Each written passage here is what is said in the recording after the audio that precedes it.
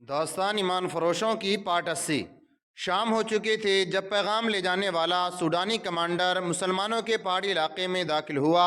پہلے گاؤں میں جا کر اس نے پوچھا کہ اسحاق نام کے ایک سوڈانی مسلمان کا گاؤں کہاں ہے جو مصر کی فوج میں عہدے دار ہے۔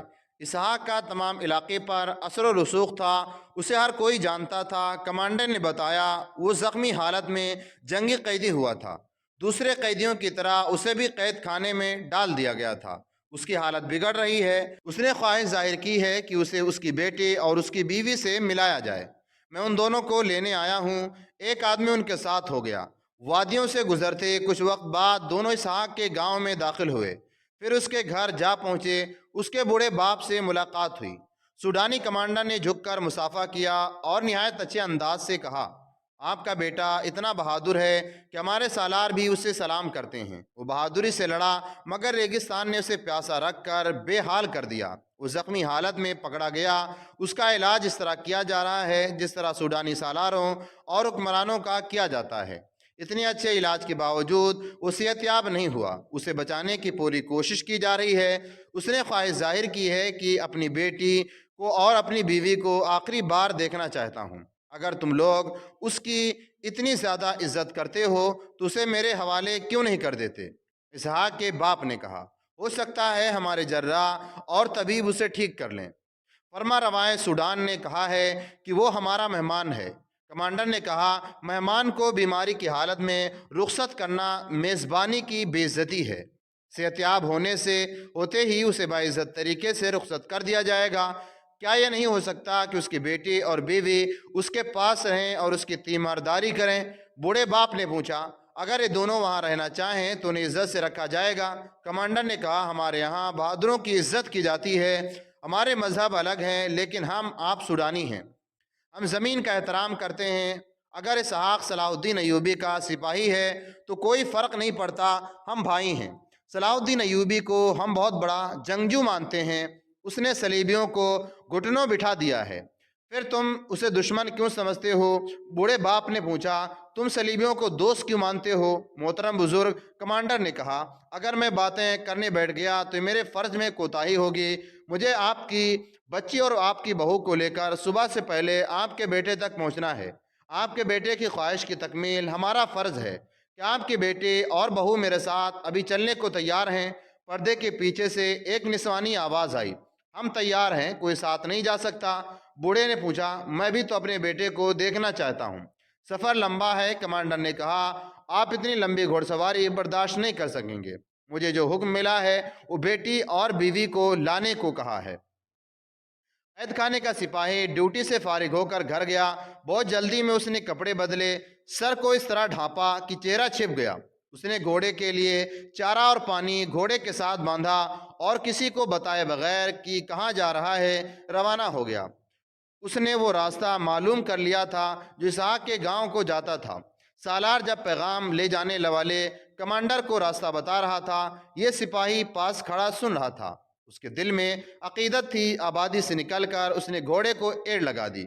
کمانڈر اس سے بہت پہلے نکل گیا تھا، اس لیے ممکن نہیں تھا کہ اس سے پہلے اسحاق کے گھر پہنچ جاتا۔ سورج بہت اوپر آ چکا تھا۔ اسحاق کے باپ کے پاس 2 گھوڑے تھے، اس نے دونوں تیار کیے۔ اسحاق کی بیٹی اور بیوی جلدی میں تیار ہو کر سوار ہو گئیں۔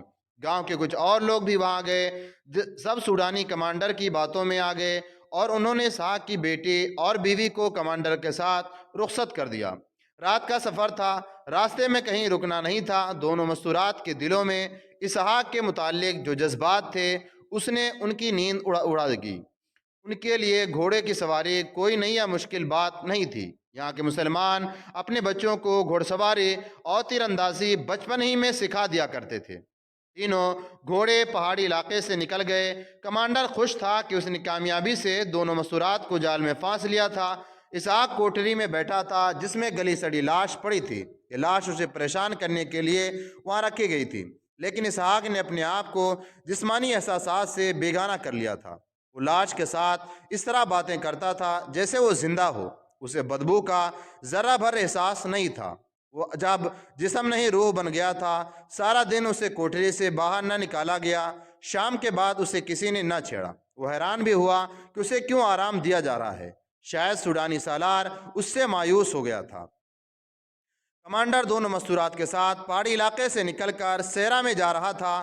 وہ ان دونوں کو اسحاق کی بہت اچھی اچھی باتیں سنا رہا تھا۔ دونوں پوری دلچسپی سے سن رہی تھیں۔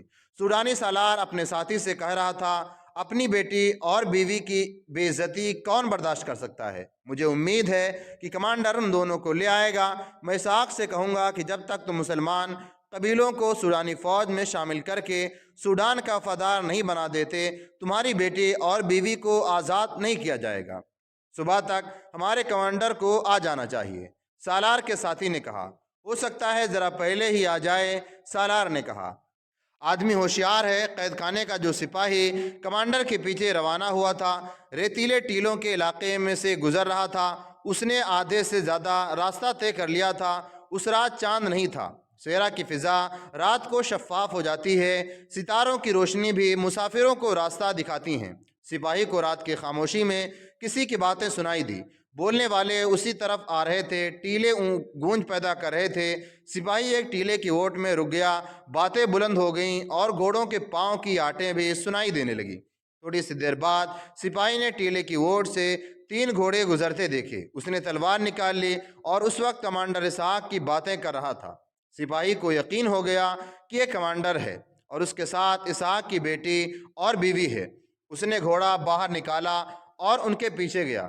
اس کے گھوڑوں کے قدموں کی آواز نے کمانڈر کو چونکا دیا۔ وہ تلوار سونت کر پیچھے کو مڑا، لیکن سپاہی گھوڑے کو ایڑ لگا چکا تھا۔ اس نے دوڑتے گھوڑے سے کمانڈر پر ایسا وار کیا کہ اس کا ایک بازو صاف کٹ گیا۔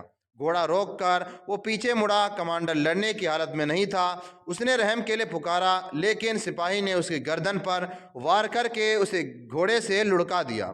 دونوں مستورات سن ہو گئیں۔ اسحاق کی بیوی نے اپنی بیٹی سے کہا، بھاگو، ڈاکو معلوم ہوتے ہیں۔ انہوں نے گھوڑے موڑے۔ سپاہی نے اپنا گھوڑا ان کے راستے میں کر لیا اور کہا، یہاں کوئی ڈاکو نہیں، مجھ سے نہ ڈرو، میں تمہیں ایک ڈاکو سے بچایا ہے۔ میرے ساتھ اپنے گاؤں چلو، میں تمہیں اپنے ساتھ نہیں لے جا رہا، تمہارے ساتھ چل رہا ہوں، میں اکیلا ہوں۔ وہ دونوں حیران و پریشان تھی کہ معاملہ کیا ہے۔ سپاہی نے کمانڈر کے گھوڑے کی لگام اپنے گھوڑے کے زین کے ساتھ باندھی اور گھوڑے کو بھی ساتھ لے چلا۔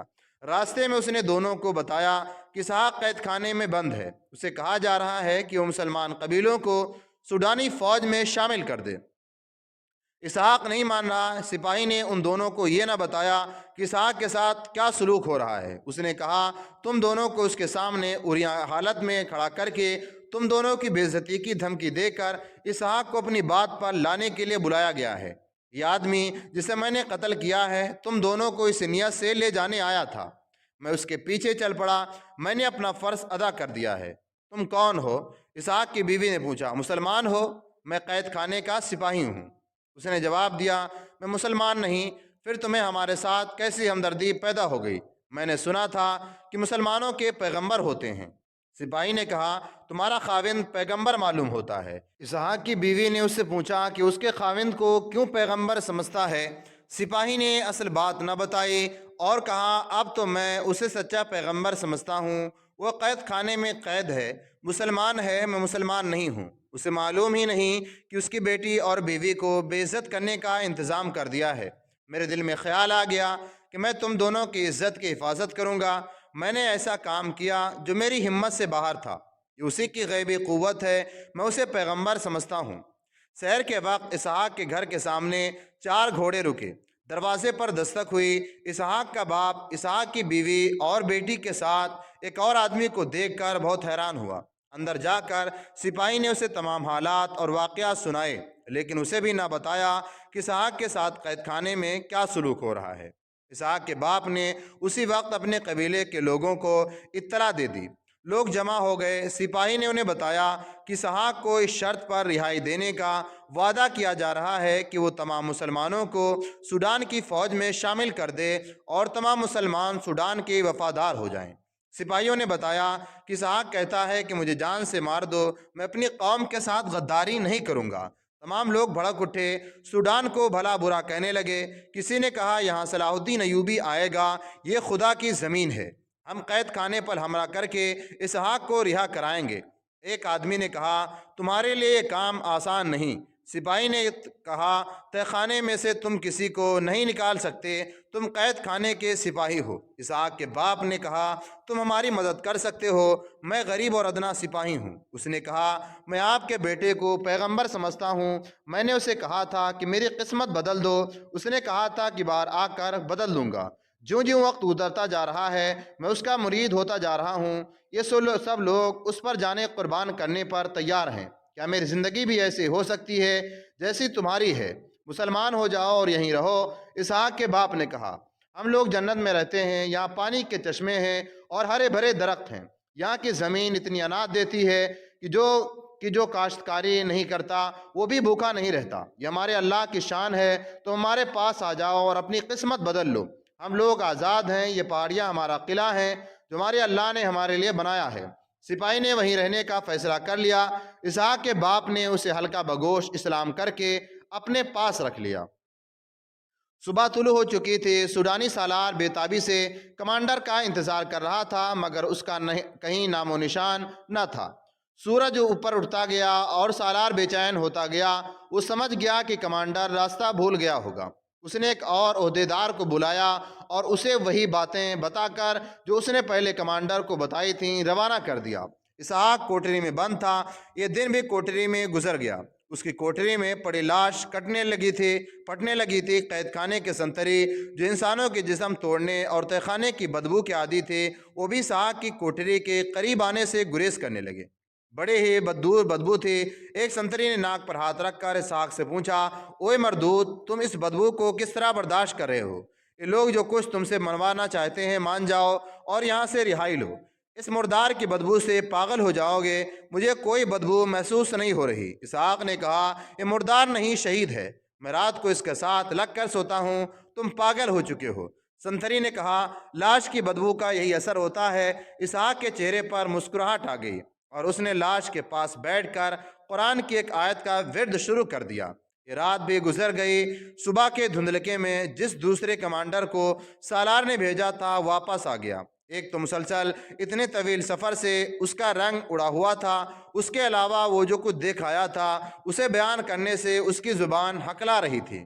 اس نے سالار کو بتایا کہ راستے میں کچھ علاقہ ریتیلے ٹیلوں اور گھاٹیوں کا ہے۔ ایک جگہ گدھ مردار کھا رہے تھے۔ اس نے جگہ تلوار پڑی دیکھی، جوتے اور کپڑے بھی دیکھے۔ اس نے گدھوں کو اڑایا تو پتہ چلا کسی انسان کو کھا رہے تھے۔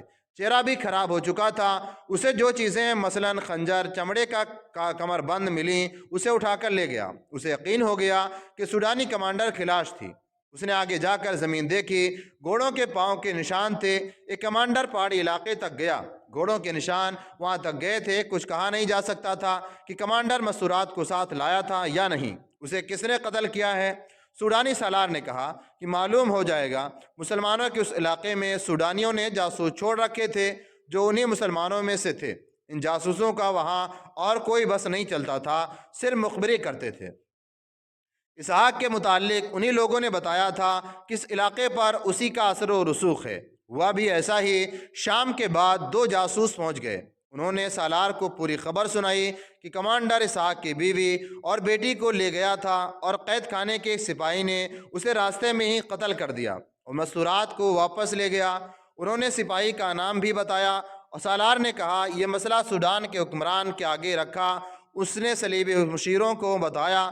ان صلیبیوں نے مشورہ دیا کہ خاموش ہو جاؤ، مسلمانوں پر فورکشی کی حماقت نہ کر بیٹھنا، انہیں کسی اچھے طریقے سے دوست بنانے کی کوشش کرو، زیادہ سے زیادہ یہ کارروائی کرو کہ اس سپاہی کو خفیہ طریقے سے قتل کرا دو تاکہ مسلمانوں کو پتہ چل جائے کہ ہمارے ہاتھ ہر جگہ پہنچ سکتے ہیں۔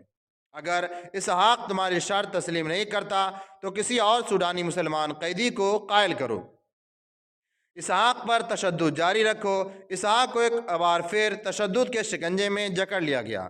اب تو سالار اس سے اپنے کمانڈر کے قتل کا انتقام بھی لینا چاہتا تھا۔ اسے اتنی درندگی کا تختہ مشق بنا دیا گیا جتنا انسانی تصور سے باہر تھا۔ رات کے وقت وہ بے ہوش ہو گیا اور اسے کوٹری میں پھینک دیا گیا۔ ہوش میں آیا تو کوٹری میں اندھیرا تھا، باہر ایک مشال جل رہی تھی۔ اسحاق نے ہاتھ ایک طرف کیا تو ہاتھ کسی کے جسم پر لگا۔ اسے یاد آ گیا کہ وہی لاش ہے جو پہلے دن سے اس کے ساتھ پڑی تھی، مگر اسے ایسے لگا جیسے لاش سانس لے رہی ہو۔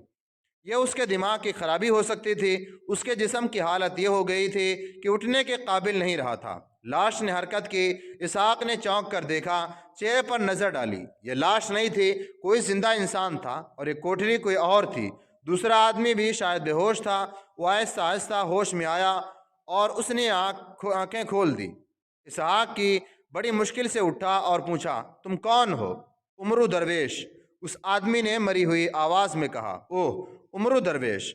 اسحاق نے حیران ہو کر کہا، میں اسحاق ہوں۔ وہ ایک دوسرے کو اچھی طرح جانتے تھے۔ عمرو درویش بھی صلاح الدین ایوبی کی فوج کے ایک دستے کا کمانڈر تھا۔ وہ بھی انہی مسلمان قبیلوں میں سے تھا جو سوڈانی ہوتے ہوئے سوڈان کی فوج میں بھرتی نہیں ہوتے تھے۔ عمرو درویش بھی جنگی قیدی ہو گیا تھا۔ اسحاق کا نام سن کر اٹھ بیٹھا۔ تمہیں کیا کہتے ہیں؟ اسحاق نے پوچھا۔ کہتے ہیں کہ عالم کے روپ میں اپنے علاقے میں جاؤں، عمرو درویش نے جواب دیا، اور لوگوں کے دلوں میں صلاح الدین ایوبی کے خلاف دشمنی پیدا کروں۔ کہتے ہیں کہ ہم تمہیں طریقے بتائیں گے اور تمہیں شہزادوں کی طرح رکھیں گے، جس لڑکے کو پسند کرو گے تمہارے ساتھ رہے گی۔ عمرو درویش نے پوچھا، تم سے کیا منوانا چاہتے ہیں؟ کہتے ہیں کہ اپنے تمام قبیلوں کو سوڈان کا وفادار بنا دوں۔ اسحاق نے جواب دیا، اس کے عوض مجھے مسلمانوں کے علاقے کا امیر بنانے کا وعدہ کرتے ہیں۔ یہ مسلمانوں کی الگ فوج بنانا چاہتے ہیں۔ مجھے معلوم ہو گیا تھا کہ تمہیں بہت تکلیفیں دے رہے ہیں۔ عمرو درویش نے کہا، معلوم نہیں ہمیں ایک کوٹری میں کیوں بند کر دیا ہے، شاید اس میں کوئی بہتری ہوگی۔ میں چاہتا تھا کہ تم مجھے مل جاؤ۔ میں نے ایک طریقہ سوچا ہے، اس پر عمل کرنے سے پہلے میں تم سے اجازت لینا چاہتا تھا۔ اچھا ہوا تم مل گئے۔ کیا ترکیب سوچا ہے؟ تم نے دیکھ لیا ہے کہ یہ لوگ ہمیں چھوڑیں گے نہیں۔ عمرو درویش نے کہا، ہم اذیتیں کب تک برداشت کریں گے؟ آج نہیں تو کل بھر مر جائیں گے۔ یہاں اور کوئی مسلمان قید ہے، کوئی نہ کوئی ان کے جال میں آ جائے گا۔ میں ڈرتا ہوں کہ ہمارے چند ساتھیوں کو یہ ورغلا کر ہماری قوم میں تفرقہ ڈال دیں گے۔ ایک صورت یہ ہے کہ تم ان کی شرط مان لو، اس بہانے آزاد ہو جاؤ گے اور اپنے علاقے میں جا کر کچھ بھی نہ کرو، رات کے اندھیرے میں مصر کو نکل جاؤ۔ تمہیں زندہ رہنا چاہیے۔ دوسری صورت یہ ہے کہ میں ان کی بات مان لوں، یہ مجھے جو سبق پڑھانا چاہتے ہیں وہ پڑھ لوں، ان کا بتایا ہوا بحروب دھار لوں اور اپنے تمام قبیلوں کو خبردار کر دوں کہ سوڈانیوں کے کسی چکر میں نہ آ جائیں۔ اگر میں ان کا ساتھی بن گیا تو میں تمہیں یہاں سے نکالنے کی کوشش کروں گا۔ یہ بھی ہو سکتا ہے کہ سوڈانی ہمارے علاقے پر حملہ کر دیں۔ اسحاق نے کہا، ہمارے لوگ اتنی جلدی ہتھیار ڈالنے والے تو نہیں، لیکن فوج کی طاقت اتنی جلدی ختم نہیں ہوتی۔ فوج آخر فوج ہے، ہمیں قربانی دینی پڑے گی۔ عمرو درویش نے کہا، ہم مصر سے چھاپا ماروں کی مدد حاصل کر سکتے ہیں۔ فی الحال ضرورت ہے کہ ہم دونوں میں سے ایک آدمی باہر نکل جائے۔ اگر ہم دونوں اکٹھے ان کی شرط مان کر نکل جائیں تو اور زیادہ بہتر ہے۔ میں یہیں رہوں گا۔ اسحاق نے کہا، تم انہیں دھوکہ دو۔ اگر ہم نے اکٹھے ان کی بات مان لی تو انہیں شک ہو گیا، یہ سمجھ جائیں گے کہ ہم نے رات کو ایک کوٹری میں رہ کر کوئی منصوبہ تیار کیا ہے۔ میں سختیاں برداشت کرتا رہوں گا۔ تم نکل جاؤ۔ صبح طلوع ہوتے ہی کوٹری کا دروازہ کھلا۔ ایک سپاہی نے اسحاق کو برچھی چبھوئی اور اسے اٹھا کر دھکا دیتا اپنے ساتھ لے گیا۔ کوٹری کا دروازہ پھر بند ہو گیا۔ تھوڑی دیر بعد سوڈانی فوج کا ایک عہدیدار آیا۔ اس نے سلاخوں میں سے عمرو درویش سے پوچھا، اگر تم نے آج انکار کیا تو تصور نہیں کر سکتے کہ تمہارے جسم کا کیا حال ہوگا۔ ہم تمہیں مرنے نہیں دیں گے۔ تم اس دنیا میں دوزخ دیکھ لو گے، ہر روز مرو گے اور ہر روز جیو گے۔ مجھے کسی اچھی جگہ لے چلو۔ عمرو درویش نے کہا، میرے جسم کو ذرا سکون آنے دو، میں یہاں کچھ بھی نہیں سوچ سکتا۔ میں تمہیں جنت میں بیٹھا سکتا ہوں۔ سوڈانی عہدیدار نے کہا، تمہیں جنت کی پریوں میں بیٹھا دوں گا، اور اگر وہاں بھی تم نے انکار کیا تو جتنے دن تم زندہ رہو گے پچھتاتے رہو گے۔ ہمیں رو رو کر کہو گے کہ میں نے تمہاری شرط مان لی ہے، تو بھی ہم تم پر اعتبار نہیں کریں گے۔ وہ کرا رہا تھا، اس کی آنکھ پوری طرح کھلتی نہیں تھی۔ اس نے سرگوشی کی، ایسی نہیں ہوگا، مجھے کہیں لے چلو اور بتاؤ کہ مجھے کیا کرنا ہے۔ اسے اسی وقت لے گئے اور ویسے ہی خوشنما کمرے میں جا رکھا جیسا اسحاق کو دیا گیا تھا۔ تھوڑی دیر بعد ایک طبیب آ گیا۔ اس نے اس کے جسم کا معائنہ کر کے اسے دوائیں پلائیں، اسے اعلیٰ قسم کا کھانا کھلایا گیا۔ اس دوران اسی سوڈانی سالار نے جو اسحاق کا جسم توڑتا رہتا تھا، عمر درویش سے پوچھا، کیا تم نے ہماری بات ماننے کا فیصلہ کر لیا ہے؟ عمرو درویش نے سر ہلا کر رضامندی کا اظہار کیا۔ کھانا کھاتے ہی وہ لیٹا اور گہری نیند سو گیا۔ اس کی جب آنکھ کھلی تو رات بھی گزر چکی تھی اور اگلا دن بھی آدھا گزر گیا تھا۔ بہت دنوں سے قید خانے کے تہہ خانے میں اذیتیں برداشت کر رہا تھا۔ جسم بہت تھک تک سوکھ گیا تھا، ہڈیاں دکھ رہی تھیں۔ اتنے نرم گداس بستر پر اتنی لمبی نیند سے اس کے جسم میں صحت کے آثار نظر آنے لگے۔ اسے دوائیاں دی گئیں اور اسے بادشاہوں سا کھانا کھلایا گیا تھا۔ اس کی آنکھ کھلی تو اس کے سامنے ایک لڑکی کھڑی مسکرا رہی تھی۔ وہ بہت ہی خوبصورت لڑکی تھی۔ اس کے بال ریشمی تھے اور کھلے ہوئے۔ اس کے کندھے، بازو اور سینے کا کچھ حصہ عریاں تھا۔ عمرو درویش فوجی تھا، جنگلوں میں پیدا ہوا تھا اور فوج میں اس کی عمر میدان جنگ میں گزری تھی۔ اس لڑکی کو اس نے خواب سمجھا، لیکن لڑکی نے آگے ہو کر اس کے سر پر ہاتھ پھیرا تو اسے یقین آیا کہ خواب نہیں۔ لڑکی باہر چلی گئی اور طبیب کو بلا کر لائی۔ طبیب نے اسے دیکھا اور دوائی پلائی۔ فوراً بعد دو صلیبی آ گئے۔ وہ سوڈانی زبان روانی سے بولتے تھے، تقریب کاری کے ماہر معلوم ہوتے تھے۔ انہوں نے عمرو درویش کو اس مہم کے لیے تیار کرنا شروع کر دیا۔ وہ اپنے علاقے میں جا کر یہ نہیں بتائے گا کہ وہ قید خانے میں رہا، بلکہ بتائے گا کہ میدان جنگ میں اسے ایک بزرگ ملے تھے جنہوں نے اسے کہا تھا کہ مصری فوج کا سوڈان پر حملہ مصر کے لیے مہنگا ثابت ہوگا۔ مسلمانوں کے لیے بہتر یہ ہے کہ سوڈان کا ساتھ دیں ورنہ تباہ ہو جائیں گے۔ صلیبیوں نے اسے یہ بھی بتایا کہ مجذوب عالم کے بھیس میں مسلمانوں کے دلوں میں صلاح الدین ایوبی اور مصر کی حکومت کے خلاف نفرت پیدا کرو۔ عمرو درویش خندہ پیشانی سے رضامند ہو گیا۔ اسی وقت اس کی ٹریننگ اور ریہرسل شروع کر دی گئی۔ شام کے بعد اس کے آگے لڑکیوں نے کھانا چنا، شراب بھی رکھی گئی جو اس نے قبول نہ کی۔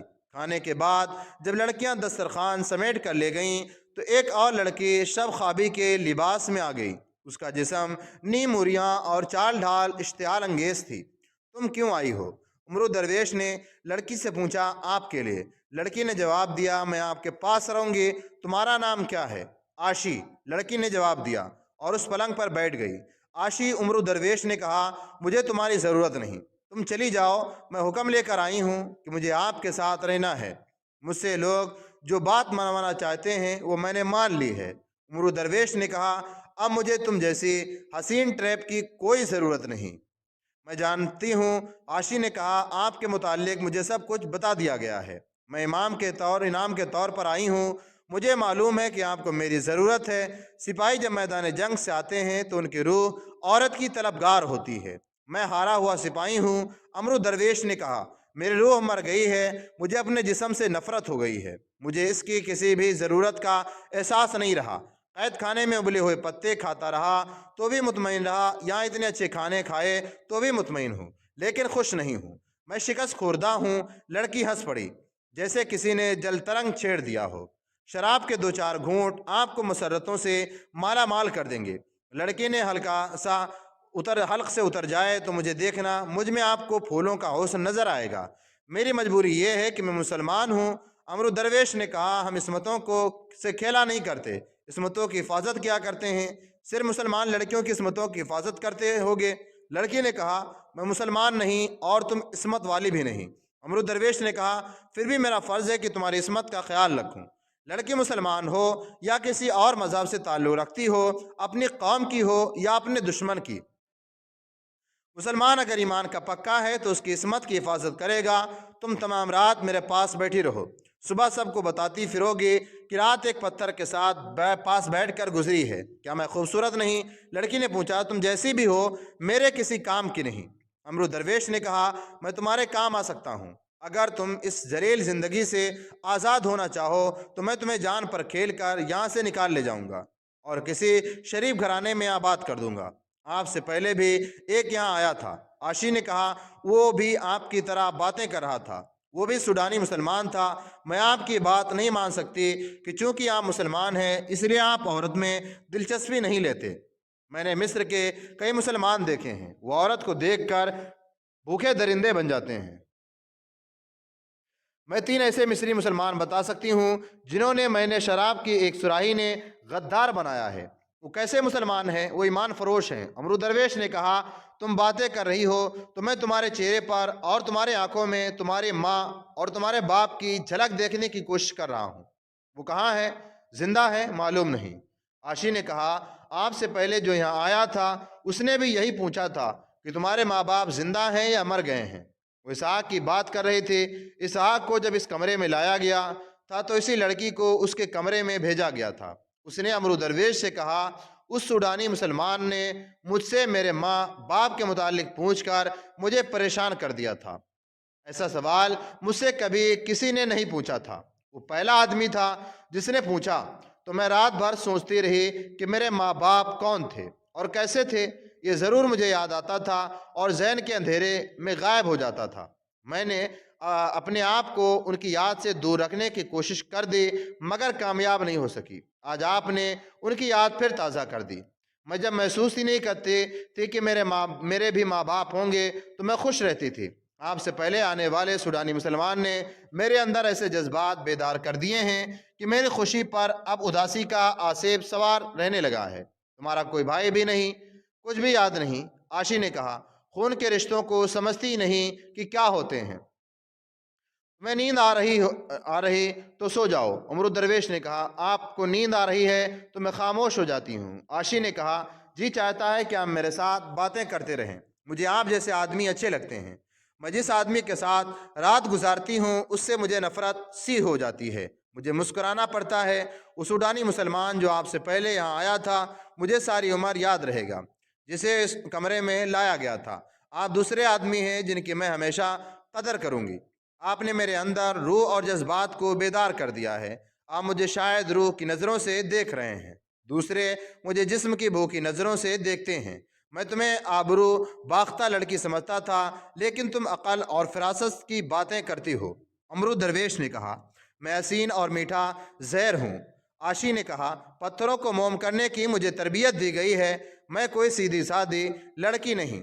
जाबिर हुक्मरानों के तलवार अपने कदमों में रखवा सकती हूँ और आलिम के मुंह फेर सकती हूँ, मगर अपने आप को मोम समझने लगी हूँ जो खुद ज़रा सी हरारत से पिघल जाता है। किसी पत्थर को नहीं पिघला सकता। ये मेरी बातों का असर नहीं। उमर दरवेश ने कहा, ये मेरे ईमान की हरारत है जिसने तुम्हें पिघला दिया है। मैंने तुम्हारे अंदर खून के रिश्ते बेदार कर दिए हैं। तुम किसी की बेटी हो, तुम किसी की बहन हो, तुम किसी कौम की आबरू हो। मैं तुम्हें हर रंग में देख रहा हूँ। रात गुजरती जा रही थी। नींद का खुमार और अमरू दरवेश की बातें आशी पर गालिब आती जा रही थीं। नींद से उसकी आंखें बंद होने लगीं। वो पलंग को पायती में बैठी हुई थी, वहीं लुढ़क गई। उसकी जब आँख खुली तो उसने अपने आप को पलंग पर और अमरू दरवेश को फर्श पर सोते देखा। उसने अमरू दरवेश को जगाया नहीं, उसे देखते रही। उसके सीने में हलचल बपा हो गई। उसने अपने गालों पर अपने आंसुओं की नमी महसूस की और हैरान हुई कि उसके जिस्म में आंसू भी है। उसके आंसू कभी नहीं निकले थे। उसने अमरू दरवेश के पास दो जानू होकर उसका हाथ उठाया और आंखों से लगाया। अमरू दरवेश की आंखें खुल गईं। आशी ने होठों पर मुस्कुराहट न आई। उसने उसे कुछ भी ना कहा कि तुम्हें फर्श पर नहीं सोना चाहिए था। वो खामोशी से बाहर निकल गई। वापस आई तो उसके हाथ में पानी था जिससे अमरू दरवेश ने वजू किया, नमाज पढ़ने लगा। आशी कमरे से चली गई। नेक्स्ट बार इंशाअल्लाह।